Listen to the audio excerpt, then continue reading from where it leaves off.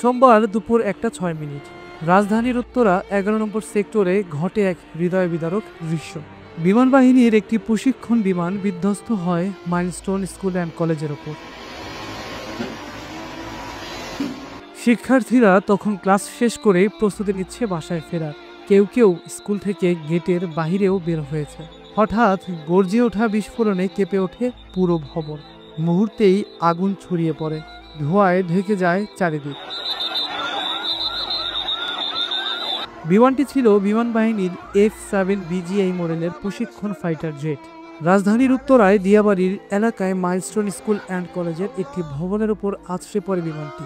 এতে সঙ্গে সঙ্গেই আগুন ধরে যায়। মর্মান্তিক এই ঘটনায় বহু হতাহতের ঘটনাও ঘটেছে। ফলে পরদিন থেকেই কলেজ চত্বরেই বন্ধ থাকে সব ধরনের শিক্ষা কার্যক্রম। দুর্ঘটনার সময় ক্যাম্পাসে উপস্থিত শিক্ষার্থীদের মধ্যে আতঙ্ক ছড়িয়ে পড়ে। সেদিনের সেই মর্মান্তিক ঘটনা সম্পর্কে জানাচ্ছিলেন মাইলস্টোন স্কুল অ্যান্ড কলেজের একজন স্টাফ। তখন তো খুব ভয়ঙ্কর অবস্থা ছিল। আপনার বোমা ফাটলে যেরকম আগুনের একটা হয় না, মানে এরকম হয়েছিল, পুরো আগুন ছড়িয়ে গেছিলো চারিদিকে। এই অবস্থা ছিল আর মানুষ তখন তো কাছে আসতে পারেনি। ওইদিকে আপনার সেনাবাহিনীর একটা ক্যাম্প ছিল, ওরা দৌড়ে আসছে। আইসা পরে ফায়ার সার্ভিস লোকদেরকে খবর দিচ্ছে, ওরা আস্তে আস্তে যতটুকু সময় লাগছে। তারপরে ফায়ার সার্ভিস লোকে পাইপ ফিটিং করছে, পানি মারতে মারতে প্রায় 15-20 মিনিট লেগে গেছে। এর ভিতরে তো অনেক লোক মারা গেছে, আহত নিহত মনে করেন হয়েছে অনেকগুলা। বিমান বাহিনীর প্রশিক্ষণ বিমান বিধ্বস্তের সেই ঘটনা সম্পর্কে বলেন মাইলস্টোন স্কুল অ্যান্ড কলেজের সাবেক এক শিক্ষার্থী। সাউন্ড পাওয়ার পরে দৌড়ায় এখানে আসার পরে দেখি যে আগুন লেগে গেছে। এই বিল্ডিং মোটামুটি আগুনে পড়তেছিল। তখন এখানে অনেক মানুষ জমছিল, তাদেরকে সাইড করা হয়েছিল। তারপর ওখানে ইনস্ট্যান্ট ফায়ার সার্ভিসকে ঢুকানো হয়েছে। ইনস্ট্যান্ট ফায়ার সার্ভিস ঢুকছে 20 মিনিটের ভিতরে তারা অগ্নি নির্বাপক ব্যবস্থার মাধ্যমে আমাদের আগুন নিভানোর ব্যাপারটা চেষ্টা করছে করার জন্য।